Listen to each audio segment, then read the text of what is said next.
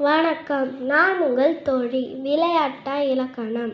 நேற்றைய வகுப்பில் எழுத்திலக்கணம் பற்றி பார்த்தோம். இன்று சொல்லிலக்கணத்தை பற்றி சுருக்கமாக பார்ப்போமா? சொல் என்றால் என்ன? ஓரெழுத்து தனித்து நின்றோ ஒன்றுக்கு மேற்பட்ட எழுத்துக்கள் சேர்ந்தோ பொருள் தருவது சொல் எனப்படும். எடுத்துக்காட்டு: பூ. உணவு என்ற சொல் ஒன்றுக்கு மேற்பட்ட எழுத்துக்கள் சேர்ந்து பொருள் தருகிறது. சொல்லின் வேறு பெயர்கள் மொழி, பதம், கிளவி என்பன.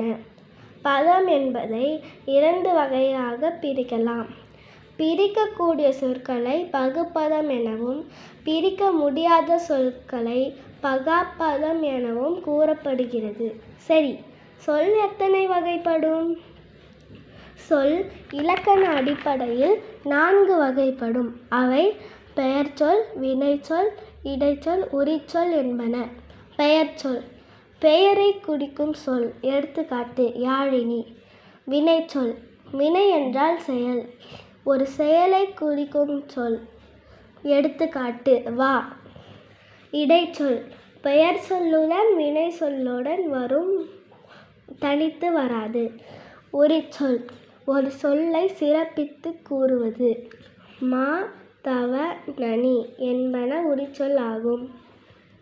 பெயர் சொல்லின் வகைகள் அடுத்த வகுப்பில் பார்க்கலாம். இன்றைய கேள்விகள்: சொல்லின் வேறு பெயர்கள் யாவை?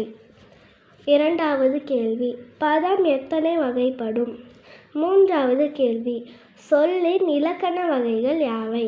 உங்கள் பதில்களை கமெண்ட்ஸில் சொல்லுங்கள். அப்படியே நம்ம சேனலுக்கு சப்ஸ்கிரைப் பண்ணிடுங்க. நன்றி.